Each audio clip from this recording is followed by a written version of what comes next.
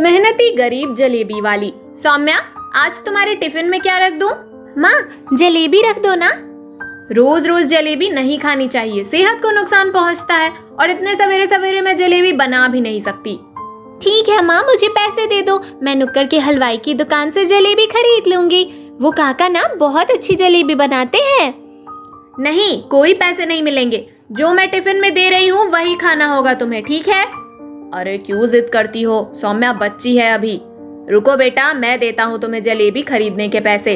Thank you पापा। बस आप ना आदतें खराब करो इसकी। 10वीं में पहुंच गई है आपकी ये लाडली, और आपको अब तक ये बच्ची ही दिखती है। सौम्या, आज तुम टिफिन में क्या लाई हो? तुम भी अपना टिफिन खोलो ना। तुम सब मेरा टिफिन देखोगी ना तो देखते ही रह जाओगी। आज पता है मैं अपनी टिफिन में जलेबी लेकर आई हूँ। क्या? आज फिर से जलेबी? क्या करूं, मुझे जलेबी है ही इतनी पसंद। मेरा बस चले तो मैं ब्रेकफास्ट, लंच, डिनर हर वक्त जलेबी ही खाती रहूं। सौम्या, आज तो तुम्हारा जन्मदिन है ना, तुम पार्टी में हमें क्या खिलाने वाली हो? जलेबी पार्टी कैसी रहेगी?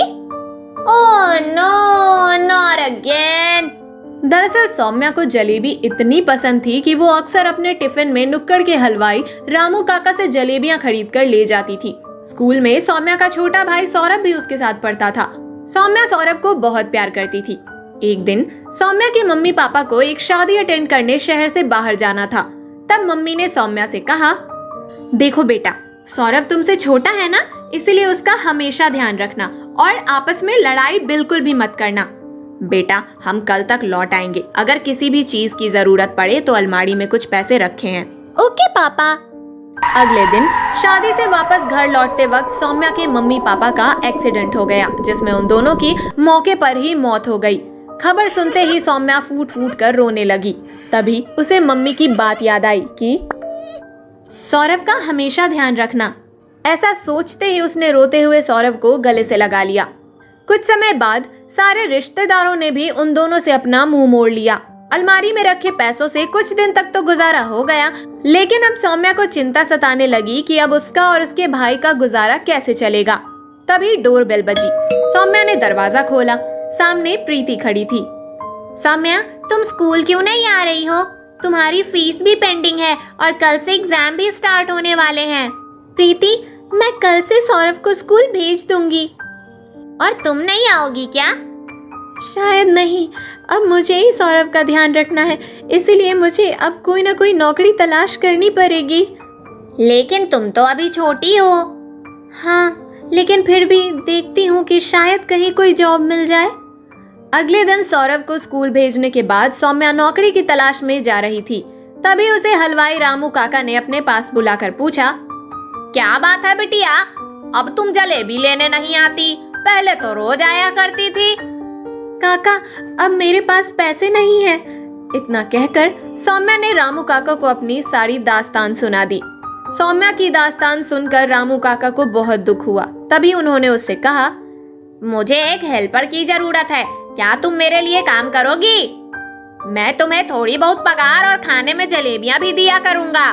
ठीक है रामू काका, मैं अभी से आपकी दुकान में काम करना शुरू कर देती हूँ।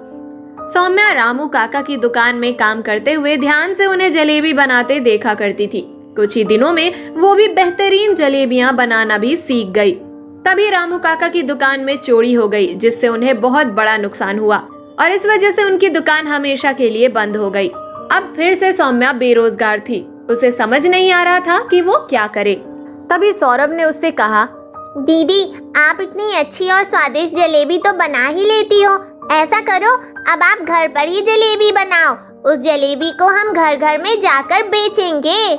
सौम्या को सौरभ का आइडिया बिल्कुल ठीक लगा। वो घर पर जलेबियां बनाती और फिर वो उन जलेबियों को घरों से लेकर दुकानों तक सप्लाई करती। धीरे धीरे उसे जलेबियां बनाने के ऑर्डर्स मिलने लगे। कुछ सालों बाद वो इतनी फेमस हो चुकी थी कि उसने जलेबी के नाम से अपना होटल शुरू कर दिया। अब उसके पास दौलत, गाड़ी, बंगला, नौकर चाकर सब कुछ था और सौरभ भी पढ़ लिख कर डॉक्टर बन चुका था। स्कूल के प्रिंसिपल सर ने सौम्या को सम्मानित करने के लिए स्कूल बुलवाया और सभी बच्चों को सौम्या के संघर्ष से लेकर सफल होने तक की कहानी सुनाई, जिसे सुनकर सभी बच्चों ने जोरदार तालियों से उसका अभिनंदन किया।